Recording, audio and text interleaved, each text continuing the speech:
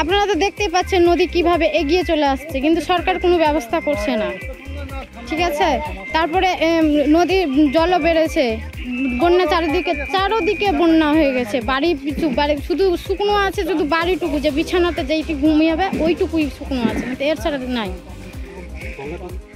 হ্যাঁ, তো গঙ্গা তো চলে আসছে। হ্যাঁ হ্যাঁ, আতঙ্কেই আছি। বন্যার জলে চারিদিকে ভেসে আছে, মানে আতঙ্কেই তো। ওটা কিছুই পাচ্ছি না। না, কই আসছে সাহায্য দিতে? দেখে চলে যাচ্ছে, শুধু আসছে আবার চলে যাচ্ছে।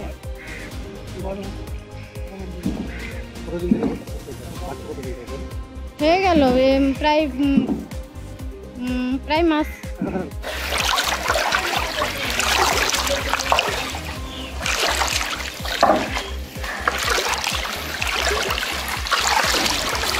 অনেক খারাপ আছি আমরা, তো পাহাড়ের নদীর কিনারে বসে আছি আমরা, আমাদের কোনো জায়গা নাই, কিছু নাই, জলের কিনারে তো পড়ে আছি তিরপাল খাটিয়ে, আমাদের কোনো জায়গা কিছু নাই। আমরা কি করে থাকি এখানে?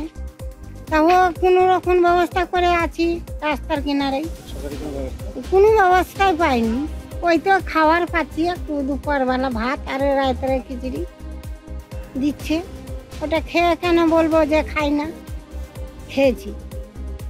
তা কোনো কিছু নাই, আমরা এই খাটটাতে পড়ে রই রাত্রে। আর নদী কাটছে তো জলের ভিতরে, এটা পদ্মা নদী বলে, বড় নদী। হ্যাঁ, বড় নদী, সব থেকে বড় নদী গঙ্গা নদী। গঙ্গাটা মোটামুটি এখান থেকে 13 কিলোমিটার দূরে ছিল, বুঝলেন। আস্তে আস্তে আস্তে আস্তে জমি গেলে এবার বাড়িগুলো যাচ্ছে। মোটামুটি আমাদের 2টা বুথ অলরেডি কেটে গেল, বুঝলেন কি। গঙ্গা আস্তে আস্তে বাড়ছে, গঙ্গার সেরকম সুস্থ কাজ হচ্ছে না। কাজ হলে আমরা বাঁচবো এই মানসিকতা নিয়ে রেখেছি সরকারের পক্ষ থেকে। দেখা যাক কি হয়েছিল। হ্যাঁ, বাঁধ নির্মাণ কি হয়েছিল? না, বাঁধটা এখানে কিছু হয়নি। গঙ্গা ভাঙন চলছে, টুকটাক কাজ চলেছে এখানে, বোরার কাজ, কিন্তু এখানে বোল্ডারের কাজের দরকার। তবে গঙ্গা ভাঙনটা না, বোল্ডারের কাজ হয়নি।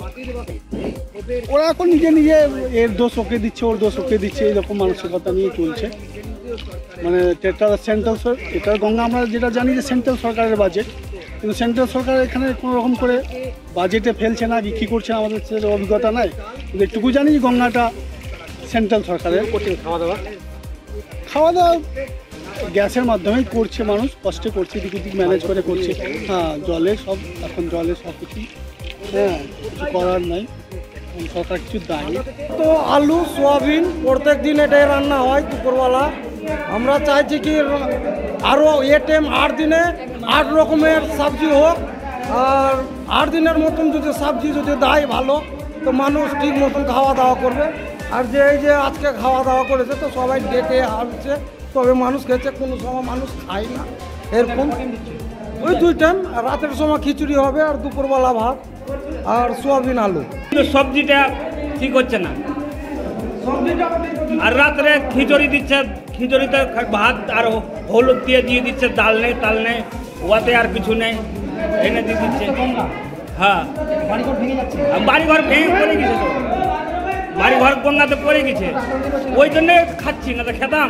রাজ্য সরকারকে তো আমি এখনো পর্যন্ত বোঝাতে পারলাম না, ওদের ঘুম ভাঙাতে পারলাম না, আরও ঘুমিয়ে আছে। এখনো পর্যন্ত তারা কেন্দ্রীয় সরকারের কাছ থেকে কোনো রকম স্থায়ী সমাধান করবার জন্য কোনো পরিকল্পনা তারা পাঠাননি।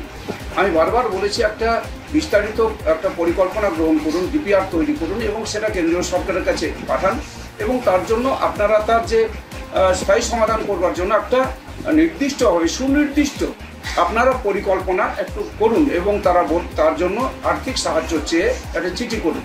রাজ্য সরকার এখনো পর্যন্ত করল না। ফলে কেন্দ্রীয় সরকারের কাছে আমি যা বলেছি, যখন বলেছি 19 সাল থেকে 6 বছর ধরে আমি বলে আসছি, তো ওরা বলেছে রাজ্য সরকার যতক্ষণ না বলবে, যেহেতু রাজ্য সরকারের এটা তাদের আন্ডারে, তাদেরই জুডিডিকশনের মধ্যে, সুতরাং রাজ্য সরকার না বললে কেন্দ্রীয় সরকার সরাসরি এই সমস্ত ক্ষেত্রে স্থায়ী সমাধান করবার ক্ষেত্রে কোনো অর্থ বরাদ্দ করবেন না। তো আমার এটা হচ্ছে খুবই দুর্ভাগ্যের যে আমরা এমন একটা রাজ্যে বাস করছি, এমন একটা সরকার আমাদের এই রাজ্যে চলছে, যারা একেবারে যে কুম্ভকর্ণের ঘুমও ভাঙে, কিন্তু এদের ঘুম ভাঙে না। তো ওখানকার যেটা সমস্যার কথা বললেন যে তাদের যে ত্রাণ দেওয়া হচ্ছে সেটাও অনুপযুক্ত, যতটা দেওয়া উচিত তারা দিচ্ছে না, সবাই পাচ্ছে না। রাজনীতি ধরে ধরে তারা ত্রাণ দিচ্ছে, তারপলিন হোক বা ওখানকার খাদ্য হোক, যে যা দিচ্ছে সেটা একদম রাজনীতির উদ্দেশ্যে তারা দিচ্ছে, সব ক্ষেত্রে রাজনীতি। এবং সেক্ষেত্রেও আপনারা যা আপনি অভিযোগ করেছেন সেটা হচ্ছে যে সেটা খুবই নিম্নমানের, অত্যন্ত নিম্নমানের। এটাই স্বাভাবিক। এরা রেশনের চালগুলো দিবে, যেটা রেশন থেকে চাল আসে। ত্রাণের চাল যেটা হওয়া উচিত, ভালো পরিষ্কার এবং খাদ্যের উপযুক্ত যেটা হওয়া উচিত সেটা দেওয়া উচিত, তারা দিচ্ছে না। অর্থাৎ তারা সবই পকেটস্থ করছে। যেমন হচ্ছে কেন্দ্রীয় সরকারের ডিজাস্টার ম্যানেজমেন্টের টাকা প্রতি বছর কোটি কোটি টাকা তারা তছনছ করছে, সব হচ্ছে নিজেদের আত্মসাৎ করছে নিজেদের স্বার্থে।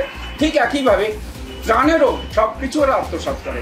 মানুষকে শুধু হচ্ছে যে এরা মানুষের, তাদের কথা শোনার তাদের কোনো রকম হচ্ছে ধৈর্য নেই, মানুষের কথা ওরা শোনে না, শুধু তারা হচ্ছে নিজেদের পকেট ভরলো কিনা সেটা দেখে। তার জন্যই তারা হচ্ছে সব চাইতে বেশি হচ্ছে নিজেরা সচেতন।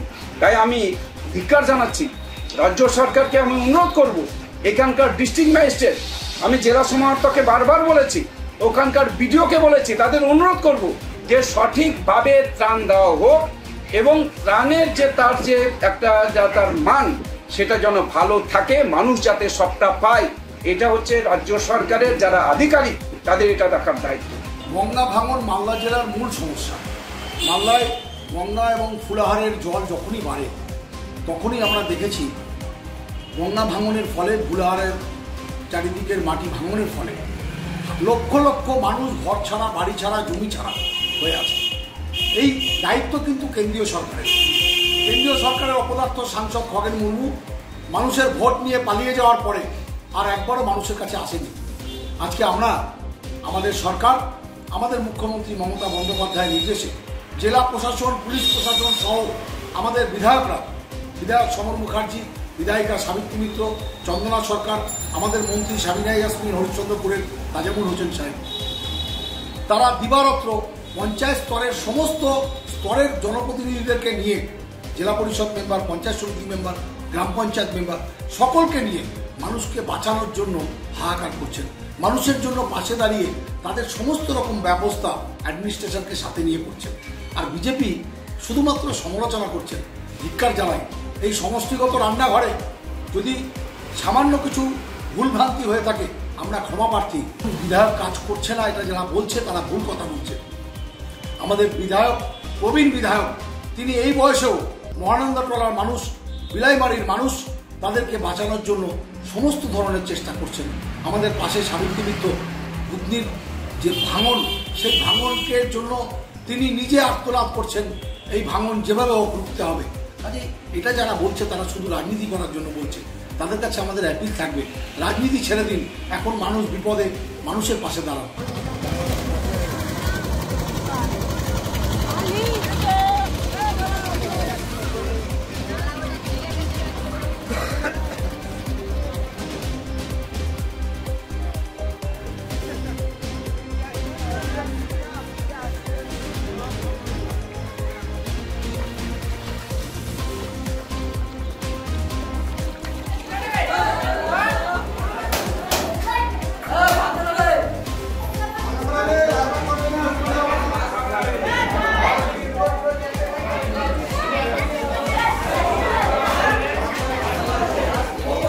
আমাদের ভিডিও ভালো লাগলে লাইক এবং শেয়ার করুন। কমেন্ট সেকশনে গিয়ে জানান আপনাদের মতামত।